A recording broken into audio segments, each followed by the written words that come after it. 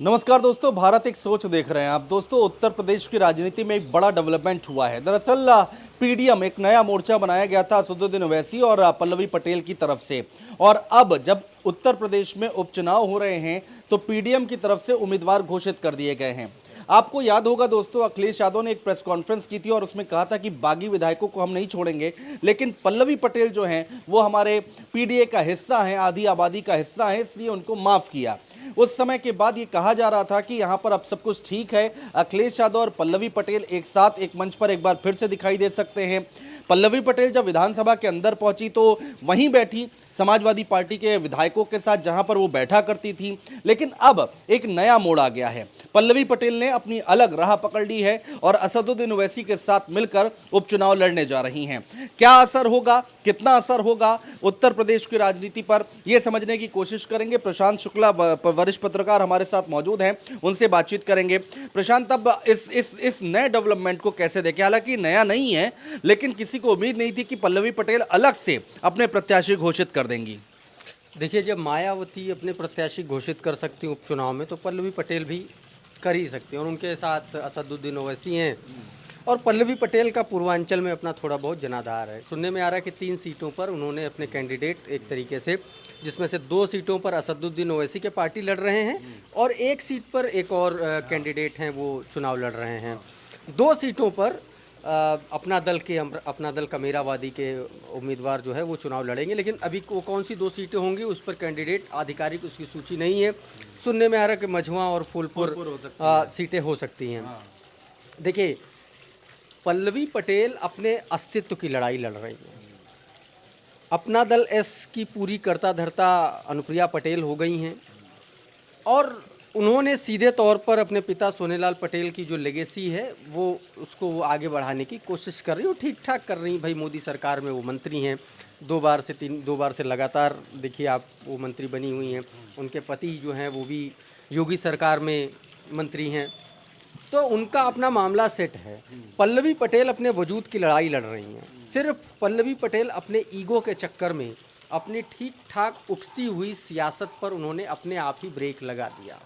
सीधे अगर आज की तारीख में वो सक्रियता से समाजवादी पार्टी के साथ होती, तो मुझे उम्मीद है कि कम से कम आज की तारीख में वो फूलपुर या मझवा में से कोई 1 सीट तो ज़रूर समाजवादी पार्टी से डिमांड कर रही होती। और अगर 1 सीट मिल भी जाती कहीं से, तो बहुत अच्छे चांसेस थे कि वो अपने एक विधायक को जिता करके विधानसभा में नहीं भेज प्रशांत, सकती थी। इसकी उम्मीद इसलिए भी कम है क्योंकि 2024 के लोकसभा चुनाव में पल्लवी पटेल ने सीटें मांगी थी, लेकिन उस पर अखिलेश यादव ने ध्यान नहीं दिया। हालांकि वो बड़ा चुनाव था, लोकसभा चुनाव था, लेकिन चुनाव होते हैं। और जिस तरीके से अखिलेश यादव इस वक्त राजनीति कर रहे हैं, जब वो कांग्रेस पार्टी को 2 से तीसरी सीट देने के मूड में नहीं है, तो पल्लवी पटेल की तो कहीं से गुंजाइश बनती दिखाई नहीं देती। ये एकदम सही बात है। अखिलेश यादव एकदम एग्रेसिव पॉलिटिक्स कर रहे हैं। अखिलेश यादव, ऐसा नहीं है कि अखिलेश यादव ने ध्यान नहीं दिया। अखिलेश यादव कह रहे हैं, ठीक है, आप हमसे सीट मांग रहे हो, हमको आप बता तो दो कि आप जो सीट मांग रहे हो उसको जीतने का आपके पास क्या मैकेनिज्म है। आपके पास, आप मुझे समीकरण बता दो, मैकेनिज्म समझा दो, आप टिकट ले लो, आप चुनाव उतार दो। गाजियाबाद और खैर विधानसभा सीट पर उपचुनाव में अखिलेश यादव कांग्रेस पार्टी से यही तो कह रहे हैं। और कांग्रेस पार्टी के जो नेता हैं वो कह रहे हैं कि हमारा, भले ही वो ऑन द रिकॉर्ड ना बोले, ऑफ द रिकॉर्ड लोग कहते हैं, सियासी गलियारों में इस बात की चर्चा है कि कांग्रेस पार्टी ये मानती है कि खैर में और गाजियाबाद में उसके समीकरण अच्छे नहीं हैं। और आप अगर फूलपुर की और मझवा की बात कर रहे हैं, तो आप किस आधार पर बात कर रहे हैं ये बता दीजिए। ये तो आपको बताना पड़ेगा ना कि आप मझवा सीट पर अगर अजय राय अपने बेटे की दावेदारी कर रहे थे, तो अजय राय साहब को ये बताना पड़ेगा ना कि वो किस तरीके से वो सीट जीतेंगे। और अगर सीट वो नहीं जीत रही है, तो फिर अल्टीमेटली नुकसान तो इंडिया गठबंधन का होगा, पीडीए का होगा। और कमोवेश यही स्थिति वहाँ पर है। और उसी तरीके से पीडीए की राह में रोड़ा पल्लवी पटेल अटका रही थी। अच्छा खासा सब कुछ चल रहा था। राज्यसभा चुनाव में अगर उन्होंने इस तरीके का कदम नहीं उठाया होता, तो आज समाजवादी पार्टी की स्थिति में उनकी जो मजबूती होती, नाराजगी दिखाई थी, बड़ी हॉट टॉक हुई थी, लेकिन उन्होंने वोट जो दिया था वो समाजवादी पार्टी के ही प्रत्याशी को दिया था। लेकिन वहीं से बात शुरू हुई थी। और देखिए, अखिलेश यादव का भी आप जेस्चर देखिए। अखिलेश यादव ने ऐसी कोई कार्रवाई नहीं की पल्लवी पटेल पर। वो साफ तौर पर प्रेस कॉन्फ्रेंस में कहते हुए नजर आए कि वो हमारे पीडीए का हिस्सा है, महिला हैं, पीडीए में आधी आबादी भी आती है और वो पीडीए समाज से भी आती हैं। जबकि अखिलेश यादव के पास मौका था साइकिल के सिंबल पर, सपा के सिंबल पर वो चुनाव फूलपुर से जीत कर आई थी। सपा के सिंबल पर वो अखिलेश यादव समाजवादी पार्टी चाहे तो उनको कभी भी अयोग्य घोषित करार देने के लिए विधानसभा स्पीकर से कह सकती है, लेकिन अखिलेश यादव ने ये नहीं कहा और सीधे तौर पर भरी प्रेस कॉन्फ्रेंस में उन्होंने कहा। और अब जिस तरीके से मझवा में और फूलपुर में पल्लवी पटेल ये उम्मीदवार अपने उतारने जा रही हैं, कहीं ना कहीं ये एक तरीके से समाजवादी पार्टी को लेकर के उनके जो अभी थोड़े बहुत सॉफ्ट कॉर्नर है अखिलेश के मन में, उसके भी रास्ते ये खुद ही बंद करने जा रहे हैं। अगर ये वहाँ पर चुनाव लड़वाती हैं तो आप यकीन मानिए इसके बाद, इस उपचुनाव के बाद अखिलेश यादव कोई बड़ा फैसला लेते हैं, क्योंकि तब अखिलेश यादव के पास ये कहने के लिए हो जाएगा कि हमने अपनी तरफ से इनको पूरी छूट दी, हमने अपनी तरफ से इन पर कोई कार्रवाई नहीं की। और उसके बाद जब ये चुनाव दर चुनाव अगर ये समाजवादी पार्टी और पीडीए के खिलाफ इस तरीके से लड़ रही हैं, भारतीय जनता पार्टी को फ़ायदा पहुंचा रही हैं, तो फिर अब इन पर कार्रवाई करना बनता है। मेरी भी जब समाजवादी पार्टी के नेताओं से, प्रवक्ताओं से जब बात होती है पल्लवी पटेल को लेकर, तो उनका एक कहना होता है कि भाई देखिए, समाजवादी पार्टी के सिंबल पर चुनाव लड़ा था और जो ये आत्मविश्वास या फिर जो कॉन्फिडेंस की बात है पल्लवी पटेल के अंदर, जो अपना जनाधार मजबूत समझ रही हैं, उसके पीछे की वजह है कि उन्होंने डेप्यूटी सीएम केशव प्रसाद मौर्य को हरा दिया था। ये एक कॉन्फिडेंस की वजह हो सकती है, लेकिन ये भी मत भूलिए कि सपा के सपोर्ट से, सपा के सिंबल से ही आपने चुनाव लड़ा था, इस वजह से वो जीत पाई। मुझे लगता है पल्लवी पटेल को अपना इलेक्टोरल डेटा निकाल के देखना चाहिए कि चुनाव आयोग में दर्ज उनका जो जीत हार का अंतर है, उनका जो वोट प्रतिशत है, वो देखना चाहिए। 1% का वोट प्रतिशत कहीं नहीं छू पाई है अभी तक अपना दल के किसी भी चुनाव में।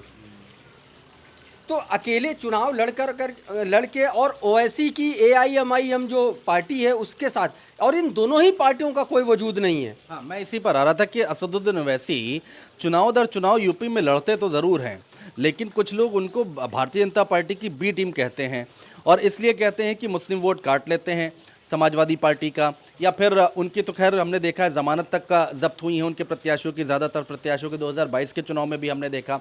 तो अब क्या पल्लवी पटेल के ऊपर भी ये ठप्पा लग सकता है कि बी टीम का काम कर रहे हैं आप? एकदम दोनों ही पार्टियों को लेकर के, पहले मैं असदुद्दीन ओवैसी की बात कर लेता हूँ। 22 का चुनाव ऑल इंडिया मजलिस इत्तेहादुल मुस्लिमीन ने लड़ा उत्तर प्रदेश में, और पश्चिमी उत्तर प्रदेश में कई ऐसी सीटें रहीं जहां पर ओवैसी ने समाजवादी पार्टी का नुकसान किया है। और उसी राह पर अब जब अगर आपका ओवैसी की पार्टी के साथ गठबंधन है तो ऑब्वियस सी बात है आप किसका नुकसान करोगे, किसका फ़ायदा करोगे। और जब दोनों ही दल एक ही तरीके की सेम काइंड ऑफ पॉलिटिक्स कर रहे हैं, इंडिया गठबंधन के तरीके की पॉलिटिक्स, तो इससे एकदम साफ जाहिर है कि पीडीएम, पिछड़ा दलित और मुस्लिम, जिसको एकदम इन्होंने क्लैरिफाई स्पेसिफिक किया है कि हमारा पीडीए ए में अल्पसंख्यक नहीं है, पीडीए में हमारा जो पीडीएम है उसमें एम का मतलब मुस्लिम ही है। यही है ना पीडीएम का मतलब। इसका सीधा सीधा मतलब है कि अखिलेश यादव, समाजवादी पार्टी और इंडिया अलायंस का जो वोट प्रतिशत है, जो टारगेट वोटर ग्रुप है, सीधे सीधे उसी में सेंध लगाने की कोशिश। आप देख लीजिए असदुद्दीन ओवैसी क्या कैंडिडेट खड़े कर रहे हैं, कुंदरकी में और मीरापुर में दोनों जगह मुस्लिम कैंडिडेट दिया। इसका मतलब क्या हुआ? सीधा सा मतलब हुआ कि वहाँ पर समाजवादी पार्टी और इंडिया गठबंधन के जो प्रत्याशी हैं उनको नुकसान पहुँचाया जाएगा। भाई, कुंदरकी विधानसभा सीट से भारतीय जनता पार्टी मुस्लिम को टिकट देने नहीं जा रही है, और अगर देने भी जा रही है तो वहाँ पर मुस्लिम्स में भी एक डिवाइडेशन है। ऐसे में असदुद्दीन ओवैसी के टिकट ये बता रहे हैं कि वो सीधे सीधे ये जो पूरा मोर्चा है पीडीएम में, सीधे सीधे इंडिया गठबंधन का वोट काटने के लिए आ रहा है। कुंदरकी की बात करें तो बीजेपी का आप जिक्र कर रहे हैं, तो बासित अली का नाम उसमें चल रहा है कि बासित अली को चुनाव लड़वा। बासित अली का भी नाम चल रहा है, और अभी कल से एक और नया नाम महिला कोई है भारतीय जनता पार्टी की, हिंदू महिला का नाम चल रहा है।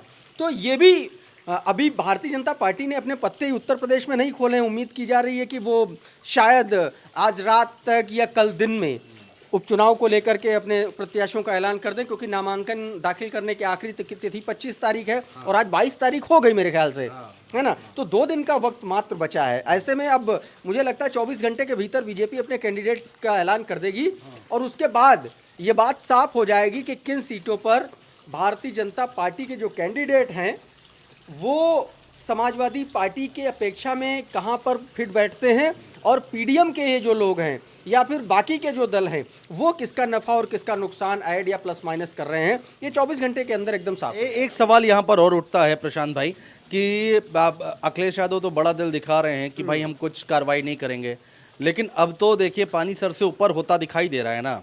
और ये जो 10 सीटों पर 9 सीटों पर उपचुनाव है, इसको मिनी विधानसभा चुनाव कहा जा रहा है कि 27 से पहले और शायद ही कभी उत्तर प्रदेश में इतनी ज़्यादा सीटों पर एक साथ उपचुनाव हुए हों।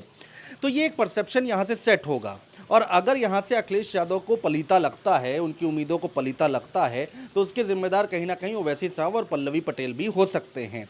तो अब क्या अखिलेश यादव समाजवादी पार्टी कोई बड़ा एक्शन लेने के मूड में आ सकती है पल्लवी पटेल के खिलाफ, या फिर बड़ा मैसेज देने की भी एक कोशिश कर सकती है कि देखिए कोई नहीं, उनके समाज को, पटेल समाज को, कुर्मी समाज को, कि हमने देखिए ये इतना इन्होंने ये सब कुछ किया लेकिन फिर भी हम कोई कार्रवाई नहीं कर रहे हैं। देखिए, अखिलेश यादव जिस तरीके की पॉलिटिक्स कर रहे हैं, उनकी पॉलिटिक्स में एक नया ट्रेंड देखने को मिला है। जहाँ पर एग्रेसिव होने की ज़रूरत है वो वहाँ पर एग्रेसिव हो रहे हैं, और जहाँ पर उनको मैच्योरिटी दिखानी है वो वहाँ पर मैच्योरिटी दिखा रहे हैं। देखिए, सियासत में कोई किसी पर एहसान नहीं करता है, हर कोई अपना उसका अपना एक चश्मा होता है, अपने तरीके से वो आदमी, वो नेता अपनी चीज़ों को ले करके चलता है। अखिलेश यादव, मुझे इस बात की उम्मीद कम है कि अखिलेश यादव पल्लवी पटेल पर कोई कार्रवाई करेंगे, और मुझे इस बात की भी उम्मीद लगती है कि पल्लवी पटेल और असदुद्दीन ओवैसी कोई इतना बड़ा नुकसान नहीं कर पाएंगे कि वहाँ पर समाजवादी पार्टी जीतती है तो हार जाए। हाँ, ये हो सकता है कि समाजवादी पार्टी अगर भाजपा से 10,000 वोट से जीत रही है तो उसका अंतर हो सकता है कि 6,000 हो जाए, 7,000 हो जाए, 1-2 वोट ये लोग ज़रूर काटेंगे, इसमें कोई दो राय नहीं है। लेकिन ये वोट काटने का नैरेटिव, इसका फ़ायदा समाजवादी पार्टी 2 साल बाद जो विधानसभा के मुख्य चुनाव होने हैं उसमें ज़रूर उठाएगी। बिल्कुल, बहुत शुक्रिया प्रशांत भाई तमाम बातचीत करने के लिए, चर्चा करने के लिए। तो देखना होगा कि उत्तर प्रदेश की राजनीति किधर जाती है, क्योंकि इसमें पल्लवी पटेल और असदुद्दीन ओवैसी, उनके उपचुनाव में उनके प्रत्याशी भी अब चुनावी मैदान में हैं। एक तरफ चंद्रशेखर आज़ाद, दूसरी तरफ बीएसपी मायावती, तीसरी तरफ पीडीएम और चौथी तरफ अखिलेश यादव, यानी कि वो अपना पीडीए लेकर आगे चल रहे हैं। तो चुनाव बहुत दिलचस्प होता दिखाई दे रहा है। भारतीय जनता पार्टी, आप देख ही रहे हैं कि बीजेपी की तरफ, बीजेपी और समाजवादी पार्टी के बीच में सीधी टक्कर राजनीतिक पंडित बता रहे हैं। लेकिन ये जो तमाम दल हैं, कितना इम्पैक्ट डालेंगे, कितना इफेक्ट पड़ेगा इनका, ये आने वाला वक्त बताएगा। बहुत शुक्रिया दोस्तों।